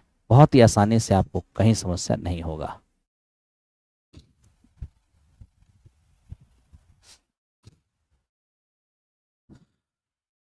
मेरे दोस्त आप ये देखिए, आप लोगों के लिए एक प्रयास बैच आया है रीजनिंग और मैथ्स का।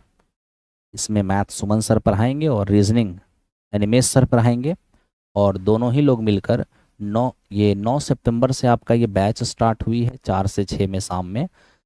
ये प्रयास बैच जो है वो PRT स्पेशल है, PRT स्पेशल यानी 1 to 5 के लिए। तो 1 to 5 में आप में से जिन्हें मैथ्स रीजनिंग को काफ़ी अच्छा कर लेना है, ठीक है, तो इस बैच को वो ज़रूर ज्वाइन करें।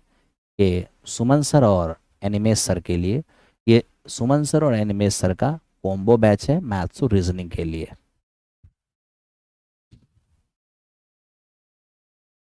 अब मेरे दोस्त इसको समझते हैं कि ये क्या है।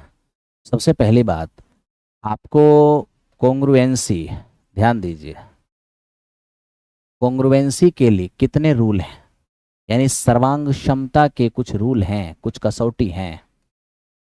अब आप देखिए सर्वांग क्षमता की क्या क्या कसौटी है, पहले आप वो समझिए। सर्वांग क्षमता की पहली कसौटी SAS है, दूसरा मेरे दोस्त ये ASA है, और चौथा RHS है। यही 4 कसौटी है। अब इन चारों में से अगर कोई पालन हो रहा होगा तो सर्वांगक्षम होगा, नहीं तो फिर सर्वांगक्षम नहीं होगा। एक एक ऑप्शन चेक करते हैं। पहला ऑप्शन, अब देखिए पहले ऑप्शन के अनुसार क्या हो रहा है। तो पहला ऑप्शन के अनुसार 2 ट्रायंगल है A, B और C, और एक ट्रायंगल है PQ और R। हम देख पा रहे हैं AB बराबर PQ है, AB बराबर PQ है, AC बराबर PR, AC बराबर PR, कोण A बराबर P है तो कोण A बराबर P हो गया, यानी SAS बिल्कुल ये पालन हो रहा है। इसका मतलब ये इंफॉर्मेशन सही है। कहने का मतलब यहाँ सर्वांगक्षम हो सकता है।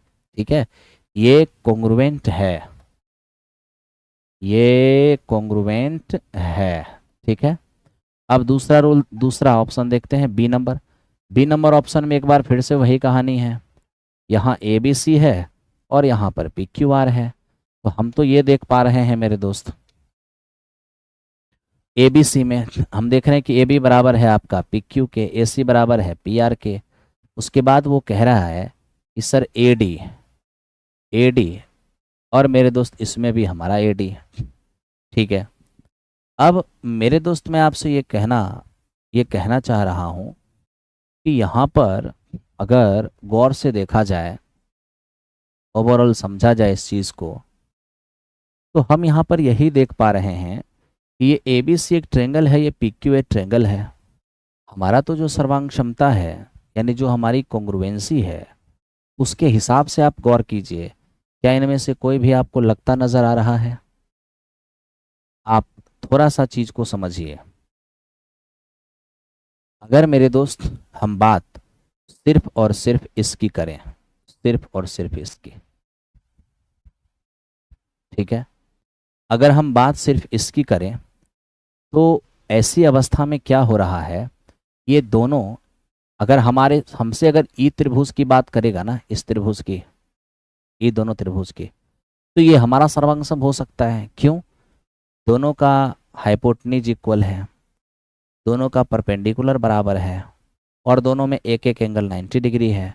यानी RHS कॉन्ग्रुएंसी थ्योरम से ये वाली और ये वाली हमारा, ये मेरे दोस्त ध्यान से देखना, ये हमारा AD और ये हमारा है PS। अगर हम बात यहाँ पर ट्रायंगल AB और D, साथ ही साथ ट्रायंगल PQ और S की बात करें, तो ये हमारा सर्वांगक्षम हो जाएगा। किससे हो जाएगा? RHS से। क्यों? एक दोनों का हाइपोटेन्यूज इक्वल है, h हो गया, एक एक को 90 है, r हो गया, और एक एक साइड भी दोनों में इक्वल है, तो RHS कॉन्ग्रुएंसी थ्योरम से सर्वांक्षम हो गया। सिमिलरली अगर आप देखने चले जाएं तो ADC, ठीक है, ये हमारे पास कॉन्ग्रुएंट हो जाएगा ट्रायंगल PSR के। PSR के कैसे? अब देखो मेरे दोस्त, यहाँ पर दोनों का हाइपोटेन्यूज इक्वल है, दोनों के एक एक को 90 डिग्री है, और दोनों पप में परपेंडिकुलर भी इक्वल है, तो RHS सर्वांगक्षमता से ये दोनों त्रिभुज भी सर्वांगक्षम हो गए। ठीक है ना?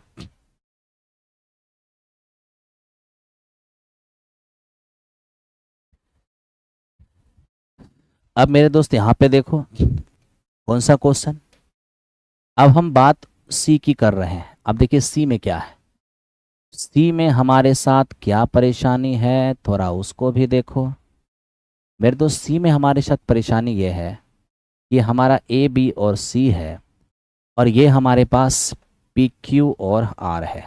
ठीक है, हम यहाँ देख रहे हैं कि ए बी जो है ना वो बराबर है किसके, पी क्यू के, और ए सी बराबर है पी आर के, ए सी बराबर है पी आर के।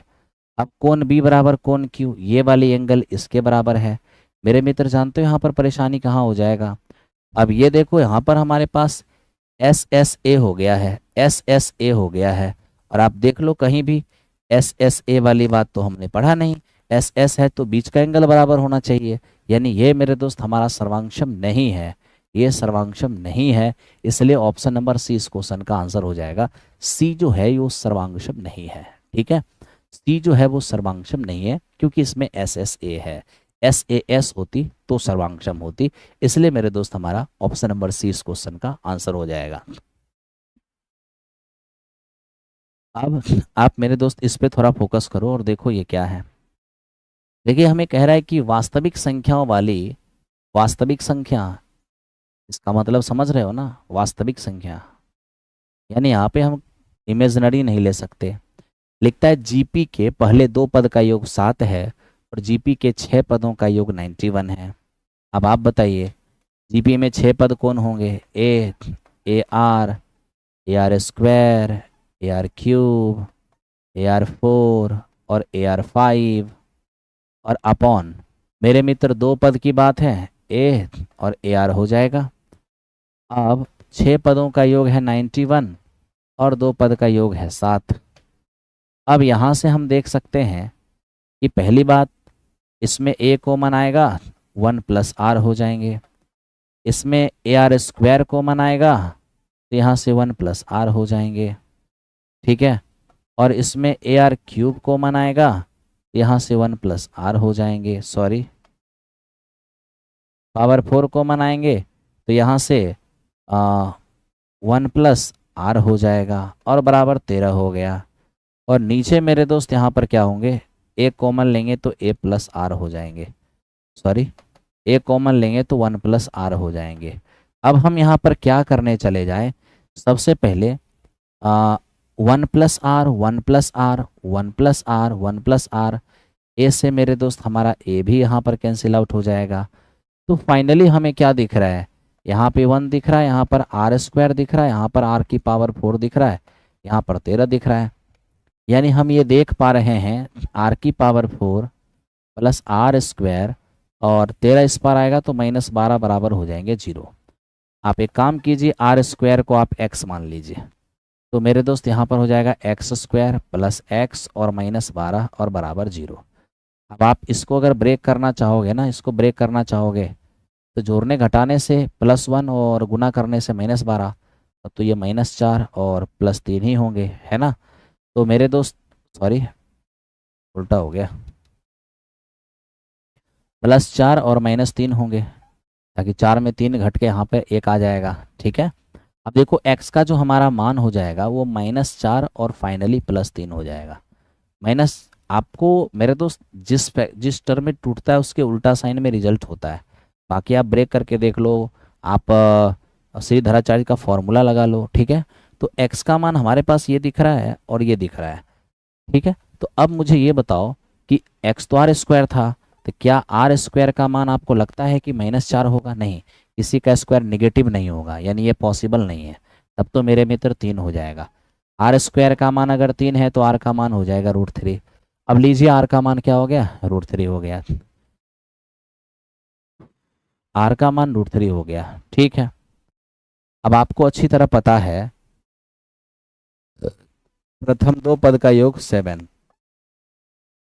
1 + r 7। ये देखिए आर का मान √3 रखेंगे तो √3 + 1 हो जाएगा बराबर 7 हो जाएगा। ए बराबर हो जाएंगे अपना 7/√3 और +1। रेशनलाइज करेंगे 7/2, ये हो जाएंगे √3 - 1। ठीक है। अब ए भी आ चुका है, आर भी आ चुका है। क्या चाहिए, पहले 4 पद का योग। पहले 4 पद का योग देखेंगे, AR और ARQ। यहाँ से A + AR। मेरे दोस्त यहाँ तो हमें दिख रहा है कि इन दोनों का योगफल जो है वो तो हमारा 7 पहले से पता है। अब इनमें AR अगर स्क्वायर हम कॉमन लेते हैं, या यूँ समझिए कि हम R² कॉमन लेते हैं, यहाँ से हमारे पास A बचता है और यहाँ से हमारे पास AR बचता है। 7 और प्लस R² का मान 3 है, A + AR का मान 7 है, 21 और 7 28 हो जाएगा। यानी इस क्वेश्चन का आंसर 28 हो जाएगा।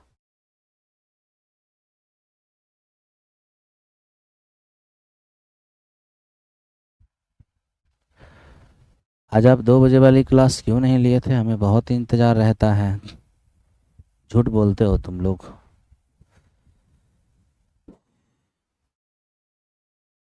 रेलवे वाली जो भी क्लास है, आप लोग को सुबह सुबह जब 10 बजेगा ना, 10 बजे के आसपास, 10 नहीं 9 समझिए, जैसे ही 9 बजेगा ना, रेलवे वाली एक क्लास आपके यूट्यूब पर अपलोड किया जाएगा। उसको मैं शूट करके ही अपलोड कर दूंगा। एक क्लास आपको सुबह में 9 बजे रेलवे का मिलेगा, ठीक है। बीच बीच में आपको लाइव भी पढ़ाते रहेंगे, लेकिन अपलोड करके सुबह में 9 बजे आपको वो क्लास मिलेगा। क्योंकि इतनी क्लासेज रहती है तो लाइव पढ़ाते हैं तो नोटिफिकेशन आपको जाता नहीं है। वैसे स्थिति में आपकी प्रेजेंटेशन कम रहती है तो फिर मज़ा नहीं आता काम करने में, है ना। इसलिए मैं सोचा हूँ कि उसे अपलोड कर दूंगा सुबह सुबह, ताकि नोटिफिकेशन भी चला जाएगा और आप लोग उस वीडियो का बेनिफिट भी ले पाएंगे। क्योंकि सेट डिस्कशन जब भी करते हैं तो बहुत पावर लगता है, और उस पावर में आपका प्रेजेंटेशन भी काफ़ी अनिवार्य रखता है, ठीक है।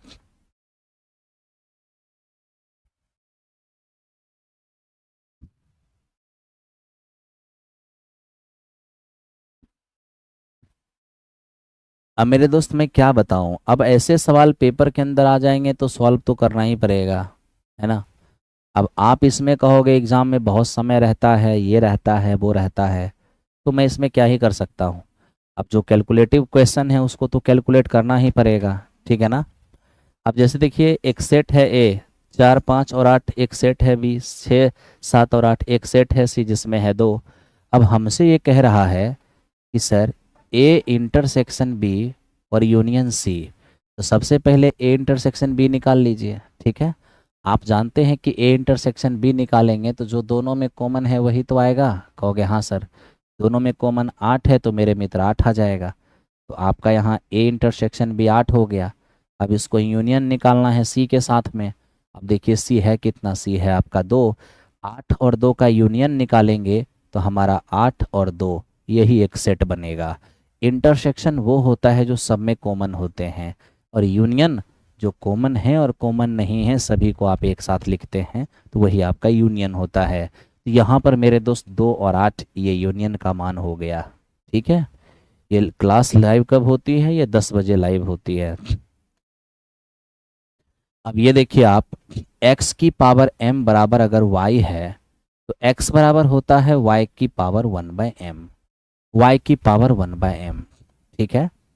अब आप ये देखिए मेरे दोस्त, सबसे पहली बात आधार समान, ध्यान देना। एक बात और आपको बता देता हूँ, थोड़ा और एक चीज़ समझो। अगर कभी भी जैसे यहाँ x है और यहाँ पर m है, इसका मतलब भी x की पावर 1/m ही होता है, ठीक है।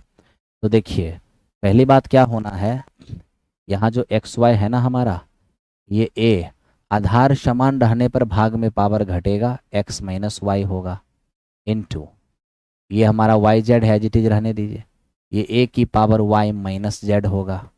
फिर आप देखिए ये हमारा एक्स जेड है, ये a की पावर z माइनस एक्स हो जाएगा। अब आप इसको ध्यान से देखो तो यहाँ पर क्या होगा मेरे दोस्त, यहाँ पर हम ये देख पा रहे हैं कि a की पावर x माइनस वाई, और जो यहाँ ऑर्डर में है ना वो मेरे दोस्त बेस में आ जाएगा, इनटू a की पावर y माइनस जेड और बटा में ये वाई जेड हो जाएगा, इनटू ये आपका a की पावर z माइनस एक्स और बटा में ये एक्स जेड हो जाएगा। आपको क्या करना चाहिए, अलग अलग भाग देना चाहिए।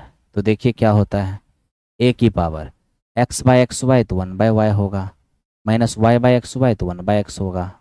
अरे आधार समान गुणाम पावर जोड़ दो ना, जोड़ दो, अलग अलग कर दो, सारे पावर जुड़ेंगे भी, अब बाकी इसका अलग अलग भाग भी दे दो।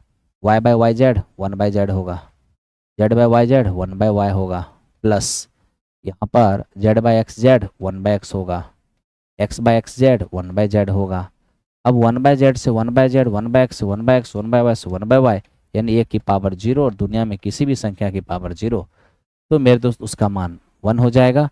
लेकिन होश में रहना, 0 की पावर 0 अगर होगा तो मेरे दोस्त वैसे स्थिति में नॉट डिफाइन होगा, 0 की पावर 0 होगा तो वैसे स्थिति में आपका नॉट डिफाइन हो जाएगा। ठीक है, यह था हमारा 130। अब देखिए 130 1 नंबर क्वेश्चन है, इसको अब ध्यान से देखो। अब मेरे दोस्त यहाँ पर देखो साइन एक्स और प्लस कॉस एक्स बराबर √6 साइन एक्स। अब ये देख लो मेरे दोस्त, यहाँ पर हमें 10 का मान चाहिए, साइन में कॉस सा भाग दे दो, कॉस एक्स, यहाँ भी हमारा कॉस एक्स और यहाँ भी हमारा cos x, sine by cos ये हमारा 10 हो जाएगा, कॉस बाय कॉस 1 हो जाएगा, ये हमारा √6 साइन बाय कॉस ये हमारा 10x हो जाएगा। ठीक है, ऐसा कर लो मेरे दोस्त, ये हमारे पास 1 हो जाएंगे, ये √6 10x, ये उस पार जाके हमारा माइनस में 10x हो जाएगा।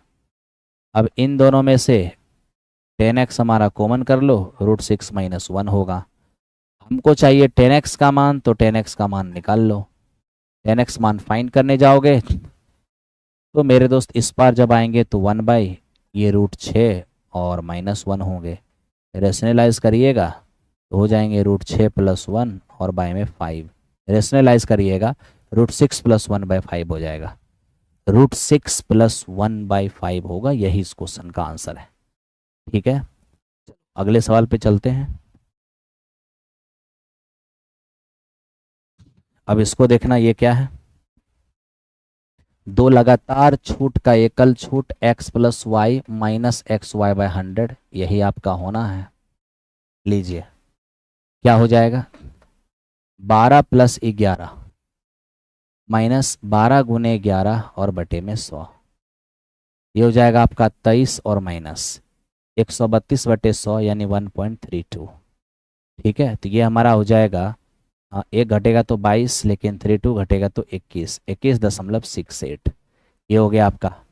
अब 21 दशमलव, यहाँ देखिए, अब 21.68 और तीसरा डिस्काउंट है 13, इसको एक साथ निकालना है तो क्या हो जाएगा, x + y और माइनस 21 × 13 और अपॉन में 100, ये तो हो जाएंगे हमारे पास कितने, 21 दशमलव, ये हो जाएगा 1 और ये हो जाएगा 7 1 8 माइनस 13 × 104, 13 × 6 78, 78 और 10 88, 13 कम 13 8 21, 13 दूनी 26, 26 और 2 28। ठीक है, 2 अंक पहले और है, 100 से भाग दो 2 अंक और पहले हो जाएगा। ओके, और मेरे दोस्त ये कितने हो जाएंगे आपके, ये आपने जोड़ा इसको पहले पहले इसको जोड़ तो लो अच्छे से, ये 0.68 ही रहेगा और ये आपका 4 हो जाएंगे, ये आपका 3 हो जाएगा। अब देखो जैसे ही आप 34.68 में से अगर आप इसको घटाते हो, ये ये देख लो ध्यान से क्या होने वाला है, 8 में 1 गया तो 7 हो जाएंगे और ये 16 में 8 गया तो 8 हो जाएंगे। और मेरे दोस्त ये हमारे पास 3 में से 2 गया तो 1, ये हमारा 3, यानी अप्रॉक्स इस क्वेश्चन का आंसर 32 हो जाएगा। अप्रॉक्स इस क्वेश्चन का आंसर 32 हो जाएगा। ठीक है, काम तो करना होगा। अब डेसिमल में डिजिट है तो ऑपरेशन तो करना पड़ेगा, बिना ऑपरेशन किए कोई उपाय नहीं है, कोई उपाय ही नहीं है। अब इसको देखिए, ये क्या है, देखिए हमें कहता है कि मैदान में स्थित एक मीनार, ये है एक मीनार, इसके शीर्ष का उन्नयन कोण उसी मैदान पर कहीं एक पॉइंट है जिस पॉइंट से उन्नयन कोण कितना है 45। अब कहा मीनार की ओर कितना चल कर आइए, 25 मीटर चल कर आइए, एक नया पॉइंट मिलेगा जहाँ पर मेरे दोस्त इसी का उन्नयन कोण कितना है, 60 है। आइए अब सॉल्व करते हैं, बड़ा सिंपल है। हम मीनार की ऊंचाई चाहिए। अब देखिए 60 के लिए लंब कितने हैं, √3, आधार कितने 1, 45 क्या कहता है, 45 कहता है जितना बड़ा लंब उतना ही बड़ा आधार। लंब है अगर √3 तो हमारा आधार भी हो जाएगा √3। ठीक है, तो इस तरीके से अगर देखो पूरा √3 जिसमें ये 1 है, ये हो जाएगा √3 - 1। अब ये बताओ √3 - 1 रेशियो का मान कितना, 25 मीटर। एक रेशियो का मान हो जाएगा 25/√3 - 1। हमें किसका मान चाहिए, तो हमें मान चाहिए मेरे दोस्त इसकी ऊंचाई, √3 का मान चाहिए। तो √3 का मान निकालेंगे ना, 25√3 है ना, /√3 - 1। रेशनलाइज करेंगे तो 25/2 और ये 3 + √3 हो जाएगा। रेशनलाइज करने आता है, ये इस क्वेश्चन का आंसर हो जाएगा, ये इस क्वेश्चन का आंसर हो जाएगा और कहीं से कोई दिक्कत नहीं है। ऑप्शन तो ई है ना, अरे मेरे दोस्त अप्रॉक्स आंसर दिया हुआ है वहाँ पे। ठीक है, अप्रॉक्स आंसर दिया है वहाँ पे, ओके, इसलिए मैंने अप्रॉक्स 32 लगाया है, अप्रॉक्स मैंने 32 लगाया है। अब देखो 34, एक पहिया 1 सेकेंड में 3.5 बार घूमता है, तो पहिया पहिया 55 रेडियन घूमने में 55 रेडियन घूमने में कितना समय लेगा। सबसे पहले मैं आपको एक बात पूछता हूँ, कोई पहिया, यहाँ देखना, कोई पहिया है, अगर वो एक चक्कर घूमता है तो कितना डिग्री का कोण बनाता होगा।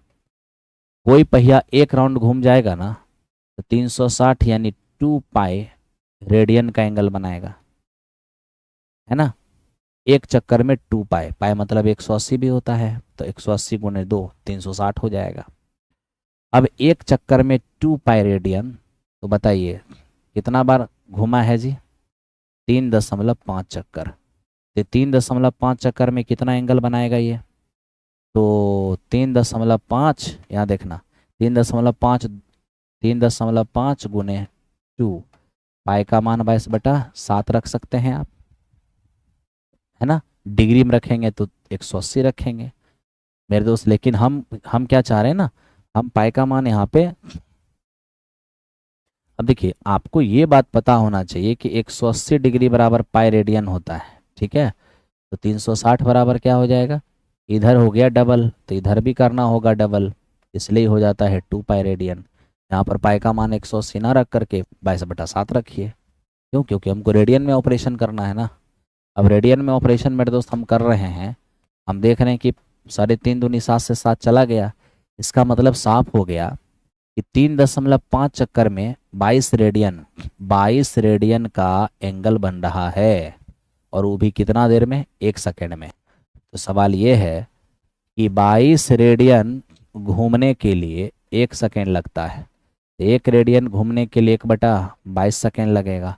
हमें कितना रेडियन घूमना है, 55 रेडियन, हो जाएगा 1/22 और इंटू 55 इतना रेडियन, यानी हो जाएगा 5/2 यानी 2.5।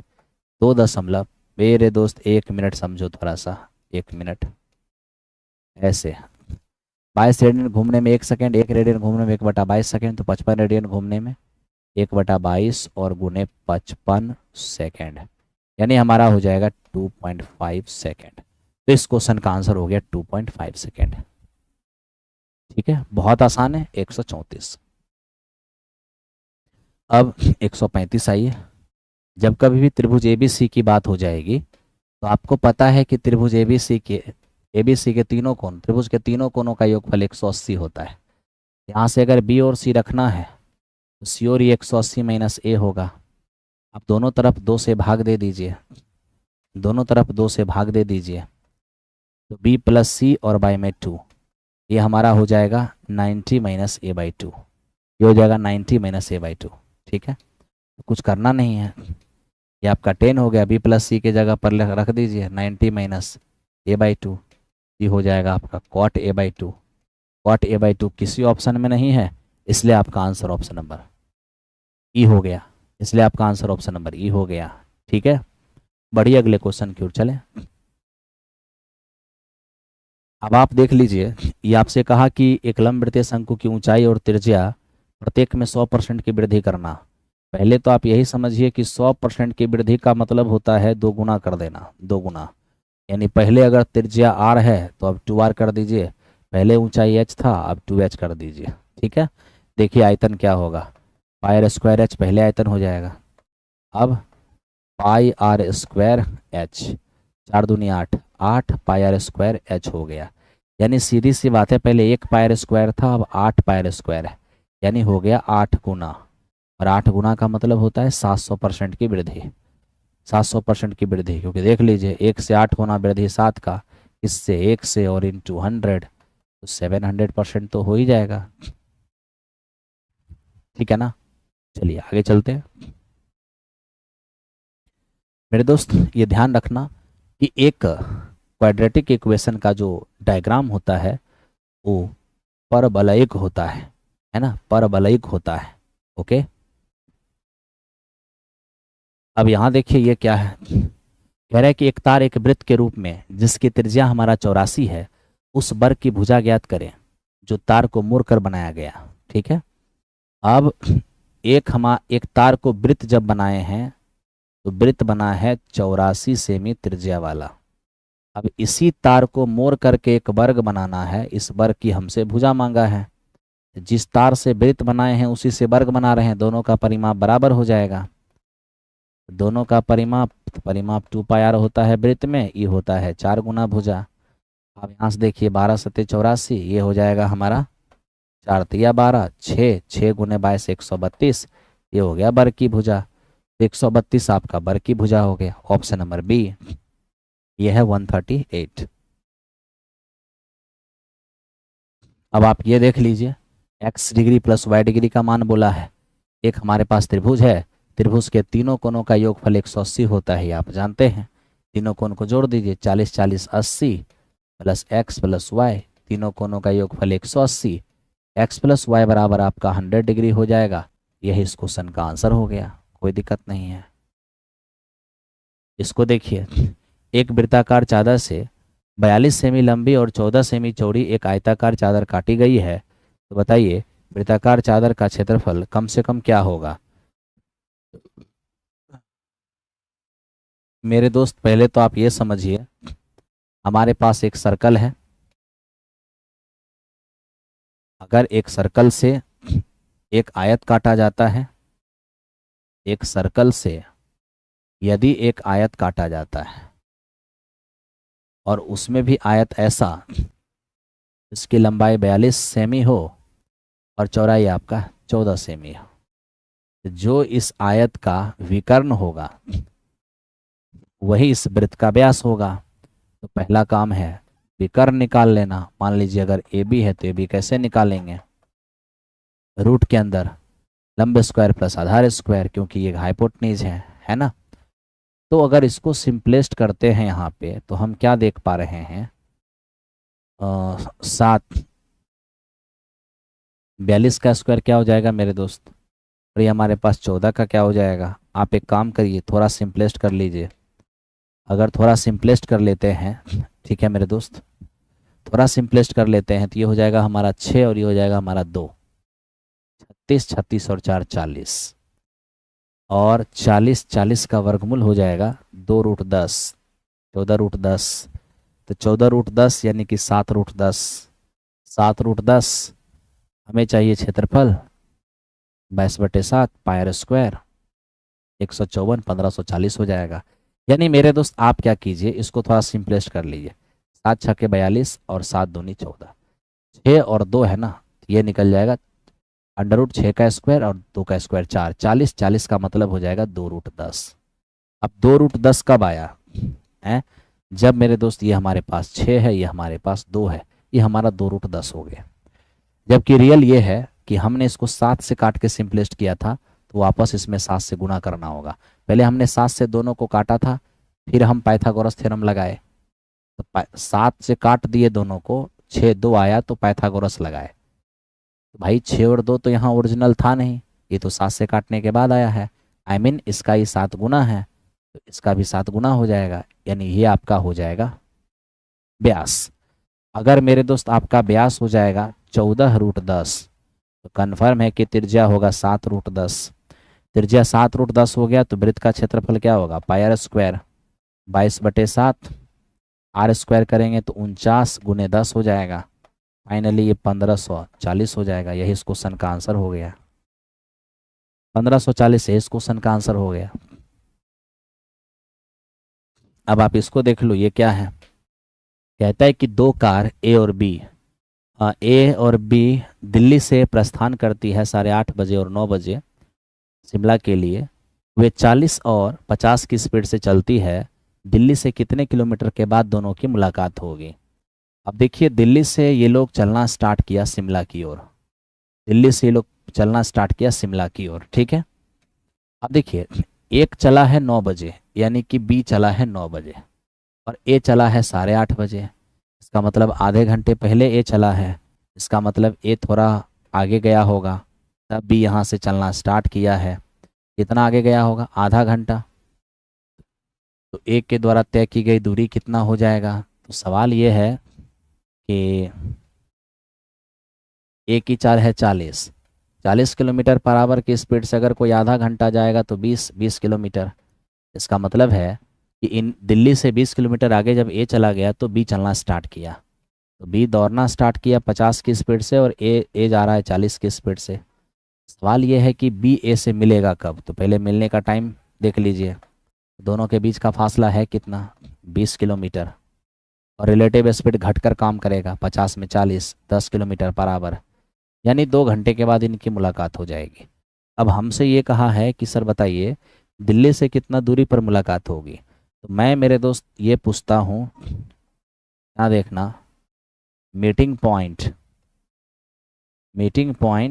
फ्रॉम दिल्ली, यानी दिल्ली से मीटिंग पॉइंट कितना दूर होगा। तो सवाल ये है कि इस 2 घंटा में शुरू से अंत तक कौन गया है। तो भैया जब बी चलना स्टार्ट किया ना, तो उसके 2 घंटे के बाद मीटिंग हुई है। यानी बी जब चला है तो 2 घंटे के बाद पकड़ा है। इसका मतलब बी शुरू से चला 50 की स्पीड से, जिसको 2 घंटा लग गया उसको पकड़ने में। यानी जहाँ पकड़ा है वहाँ जाने में 50 की स्पीड से बी को लगा है 2 घंटा। इसका मतलब है दिल्ली से 100 किलोमीटर की दूरी पर जाकर, ए को पकड़ा गया है। यानी कि इस क्वेश्चन का आंसर 100 हो जाएगा। 100। मेरे दोस्त आप में से अगर कोई 4.0 की तैयारी करना चाहेंगे इन 9th और 6 to 8 के लिए, तो आपके लिए महाभारत बैच अवेलेबल है। ये कॉमन पेपर के साथ है। आप में से जो कोई भी इनमें जुड़ना चाहेंगे वेलकम है। आइए और जुड़कर अपनी तैयारी को आप अंतिम रूप दे सकते हैं। अब ये देखिए, पहली बात, दो संख्या का समांतर माध्य, दो संख्या का समांतर माध्य दोनों को जोड़कर आधा, और दो संख्या का जो ज्योमेट्रिक मीन होता है गुणेत्तर माध्य, वो दोनों के गुणनफल का वर्गमूल। देखिए कौन सा ऑप्शन है जिसका समांतर माध्य 5 हो जाएगा, गुणोत्तर माध्य 4 हो जाएगा। तो ऑप्शन नंबर हमें सी दिख रहा है। कैसे? समांतर माध्य निकालेंगे तो दोनों को जोड़कर 2 से भाग कर दीजिए, 5 हो जाएगा। गुणोत्तर माध्य निकालेंगे तो दोनों को मल्टीप्लाई कर दीजिए, 4 हो जाएगा। ठीक है, अब मेरे दोस्त आगे बढ़िए और आगे इसको देखिए। हम एक चीज़ देख पा रहे हैं जो आप समझिए। सबसे पहले इस क्वेश्चन को अगर सॉल्व करना है तो मेरे दोस्त आप एट फर्स्ट एक काम कर लो, 5 को आप साइड कर लो, साइड कर लिए, एक्स क्यू से एक्स की पावर 6 में भाग दोगे एक्स क्यू हो जाएगा, एक्स क्यू से एक्स की पावर 4 में भाग दोगे एक्स हो जाएगा, एक्स क्यू को एक्स स्क्वायर में भाग दोगे 1/x होगा, और एक्स क्यू को 1 में भाग दोगे तो 1/x क्यू हो जाएगा।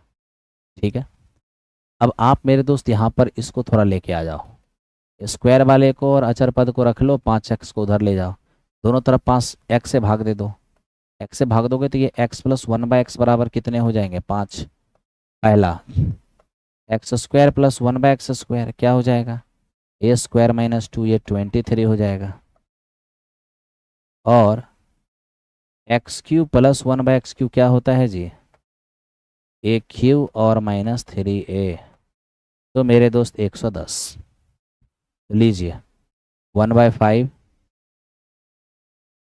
1/5 x Q plus 1/x Q, ये हमारा 110 है, x प्लस 1/x तो ये हमारे पास 5 है, फाइनली आप देखिए 115 यानी 23 हो जाएगा। इस क्वेश्चन का आंसर आपका 23 हो जाएगा, इस क्वेश्चन का आंसर आपका 23 हो जाएगा।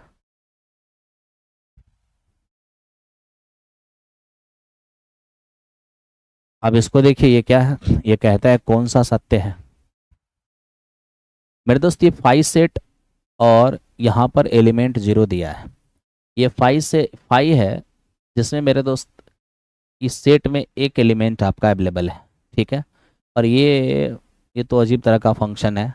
ठीक है, मैं आपको कहना क्या चाहता हूँ, जब भी कोई मेरे दोस्त इस तरीके से आपको फंक्शन दे दे, ठीक है, और यहाँ पर अगर 0 दे दिया, तो ये मेरे दोस्त 0 तब हो सकता है जब ये हमें नंबर ऑफ एलिमेंट पूछेगा, तो नंबर ऑफ एलिमेंट पूछेगा तभी आप यहाँ 0 लगा सकते हैं। तो बिना नंबर ऑफ एलिमेंट का हम 0 कैसे कर सकते हैं, 0 पर 0 रहने पर कोई फंक्शन कैसे बन जाएगा, इसका मतलब मेरे दोस्त ये हमारा सही नहीं है।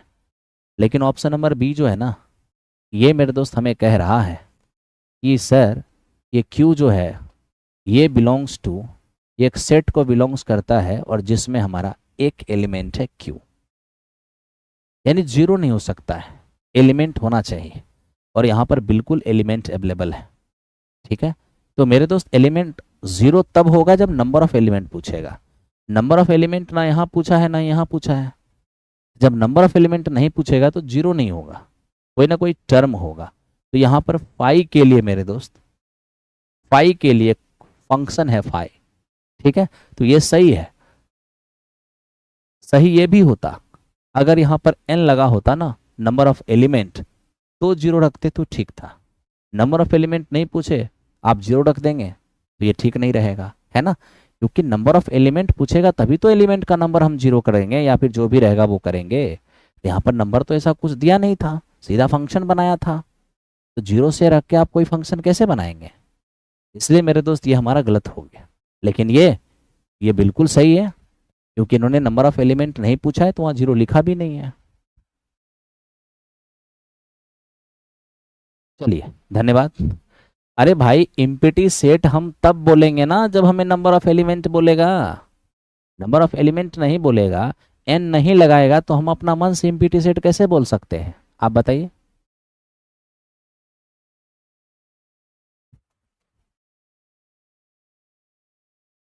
दिए गए चित्र में एक 11th का क्वेश्चन था, वो सेट थ्योरी से। अब देखिए एक हमारे पास डायग्राम है, नीचे अर्धवृत्त है और ऊपर त्रिभुज है। अब हम ये पूछते हैं कि अगर इस अर्धवृत्त की त्रिज्या 7 दिया है तो 7 इधर भी हो जाएगा, तो 7 इधर भी हो जाएगा तो पूरा 14 हो जाएगा, और मेरे दोस्त यह 17। अब पूरा 17 में आप देखिए ना, पूरा 17 में अगर ये 7 है तो ये कितना होगा 10 हो जाएगा। आप कहोगे हाँ जी सर क्या ही दिक्कत है, आपको शेडेड जोन का एरिया चाहिए, 1/2 14 गुने 10, 14 गुने 10 है ना, आधार गुने ऊंचाई, ये त्रिभुज का एरिया हो जाएगा। इसे आप अर्धगोला और शंकु मत समझिएगा, ठीक है, नीचे अर्धवृत्त है ऊपर त्रिभुज है, क्वेश्चन में लिखा हुआ है। तो मेरे दोस्त ये हमारे त्रिभुज का एरिया हो गया, प्लस अर्धवृत्त का एरिया, अर्धवृत्त का एरिया क्या होता है 1/2 पाई आर स्क्वायर, तो पाई आर स्क्वायर, आर है 7 तो 7 × 7 हो जाएगा, जोड़ दोगे 147 होगा। ये इस क्वेश्चन का आंसर 147 हो गया, 147। अब आप यहाँ देख लो, ये क्या कहता है, एक भिन्न है। एक भिन्न है जिसके अंश हर में एक जोड़ दें तो 4 के बराबर हो जाएगा। एक भिन्न है जिसके अंश और हर में एक जोड़ दें तो 4 के बराबर हो जाएगा। यहाँ से x+1 बराबर 4y+4 हो जाएगा x -4y, 4 इधर आएगा तो -3 बराबर 0, -3 बराबर 0। ठीक है, फिर हमें कहा कि अंश और हर प्रत्येक में से एक घटा दिया जाए तो ये 7 के बराबर होगा। x-1 बराबर 7y-7, x-7y+6 बराबर 0। ऑप्शन में कहीं नहीं है, इसलिए इस क्वेश्चन का आंसर ऑप्शन नंबर ई हो जाएगा, ऑप्शन नंबर ई। इसको जरा समझिए, ये क्या बोलता है, सुरभि अपनी इनकम का 75% खर्च करती है। 75% का मतलब 3/4 खर्च करना। अब 3/4 खर्च करना, 3/4 को हम 400 और 300 अगर कर देते हैं, इसका मतलब ये हो गया कि उसका इनकम हो गया 400, जिसमें उसने खर्च क्या किया है 300। तो आप यहाँ देख लीजिए, income minus expenditure, income minus expenditure और बराबर सेविंग्स। ठीक है, इनकम है 400, एक्सपेंडिचर है 300, खर्च किए हैं 300, तो सेविंग्स क्या होगा, सेविंग्स ये हमारा 100 हो जाएगा। अब हमें कहा है कि इनकम को 20% बढ़ा दी जाए, इनकम को 20% बढ़ा देंगे तो ये 480 हो जाएगा। ठीक है, और बचत को 1% घटा दिया जाए, बचत को 1% अगर घटाते हैं 99 हो जाएगा। बताइए इसके खर्च में क्या हो जाएगा, तो आप ही सोच लीजिए, जो कमाएगा 480 और बचाएगा 99, तो खर्च कितना किया, 10 में 9 गया तो 1 हो जाएगा, है ना। और ये 7 में से 17 में से 9 गया तो 8, और ये हमारे पास 381। अब 300 पहले खर्च करता था, अब 381 करता है, तो खर्च में वृद्धि कितने का, 81 का। किससे, 300 से, इंटू 100, यहाँ से 27 या 81 हो जाएगा। 27 इस क्वेश्चन का आंसर हो जाएगा। 27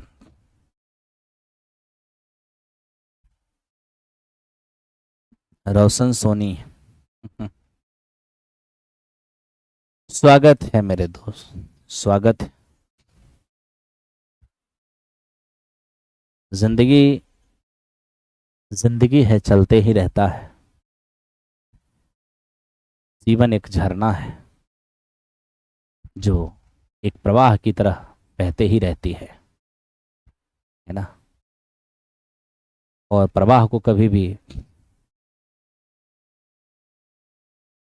रोका नहीं जाता, वो स्वतंत्र रूप से चलते ही रहता है। जिंदगी जिसे जहां लेकर जाती है, उसे मेरे दोस्त वहीं अपना कर्म करना पड़ता है। लेकिन इंसान सिर्फ कर्म ही कर सकता है, क्योंकि उसके बस में सिर्फ कर्म ही है। अब ये देखिए, ए, बी और सी की क्षमता का अनुपात 3, 5 और 1 है। वे एक साथ काम करते हुए 5 दिनों में कोई काम पूरा करते हैं। अब आप बताइए टोटल काम क्या होगा, 3, 5, 8 और 1 9। अब 9 क्षमता से 5 दिन में कोई काम करेगा तो टोटल काम कितना हो जाएगा, 45। क्या बोलता है, ए और बी 3 दिनों के लिए एक साथ काम करते हैं। ध्यान से देखिए, ए और बी, मेरे मित्र ए और बी जो है ना, 3 दिनों के लिए एक साथ काम करते हैं। तो ए और बी की क्षमता 8 है, 24 काम कर देंगे। उसके बाद शेष काम सी अकेला करता है। 45 में 24 काम हो गया तो 21 काम सी करेगा। सी की क्षमता है 1, तो कितना, 21 दिन लगेंगे। ऑप्शन नंबर ए इस क्वेश्चन का आंसर हो जाएगा, कहीं कोई दिक्कत नहीं है। अब खत्म ही हो रहा है, नींद क्यों आएगा, अब समाप्त हो रहा है। अब देखो मेरे दोस्त, एक गोले के व्यास को 140% अधिक कर दिया जाए तो बताइए आयतन में कितने प्रतिशत की वृद्धि होगी। अब ये कम से कम क्वेश्चन खुद से कर लेना। 140% अधिक कर दिया जाए का मतलब समझते हो, है ना, इंक्रीज्ड बाय 140%। अगर 140% से तुम बढ़ाओगे, इसका मतलब तुम 140/100 से बढ़ा रहे हो, हैं। यानी मेरे दोस्त तुम बढ़ा किससे रहे हो, तुम बढ़ा रहे हो 0.07/5 से बढ़ा रहे हो। 7/5 से बढ़ाने का मतलब ये हुआ, 5 था, 7 बढ़ा के 12 करोगे, फिर 5 से 12 करोगे, और फिर 5 से 12 करोगे, है ना।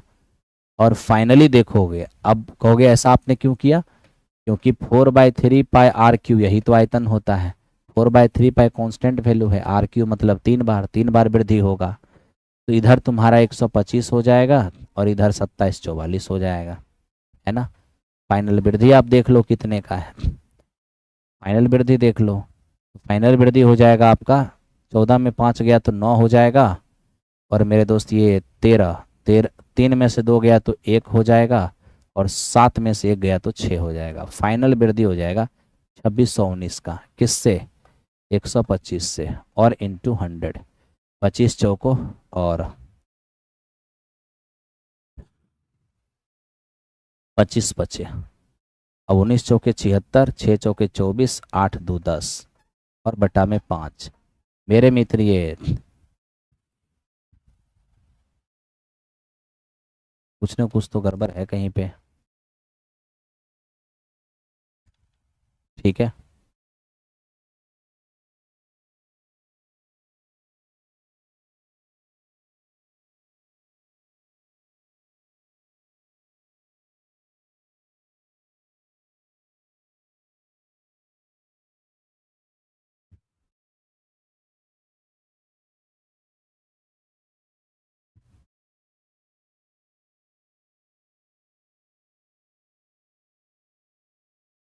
ओ, माफ करो मेरे दोस्त, गड़बड़ यहाँ पे हो गया। गड़बड़ कहाँ पे हो गया, यहाँ पे, ये मैंने यहाँ पे 2744 लिख दिया, 14 का क्यूब लिख दिया भाई। ये 1728 ही होगा, 1728, ठीक है, 1728। 125 से 1728 होगा तो कितने की वृद्धि होगा, वृद्धि देखोगे 8 में 5 गया तो 3 की वृद्धि हो जाएगी, और 2 में से 2 गया तो 0, और ये हमारे पास 1603 की वृद्धि होगा, किससे, 125 से और इंटू 100, कैलकुलेट कर लीजिए, 1282.5 होगा, ठीक है। चलो, आज का अंतिम क्वेश्चन है, अंतिम क्वेश्चन देख लो कि क्या है। अंतिम क्वेश्चन का आंसर आप लोग बता दो क्या होगा, अंतिम क्वेश्चन का आंसर आप लोग बता दो क्या होगा।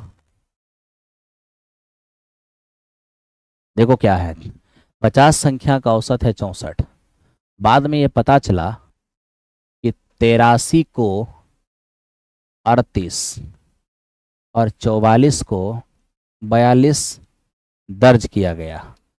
अब बताइए ना, अगर 83 के जगह 38 किया जाएगा और 42 के जगह 24 के जगह 42, तो 24 के जगह 42 अगर लिया है तो यहाँ तो 18 ज़्यादा लिया है, लेकिन 83 के जगह 38 अगर लिया है तब तो मेरे दोस्त यहाँ पर कम लिया गया है। कितना कम, 13 में से 8 गया तो 5, और ये 7, 7 में 3 गया तो 4, यानी मेरे दोस्त यहाँ पर 45 कम लिया गया।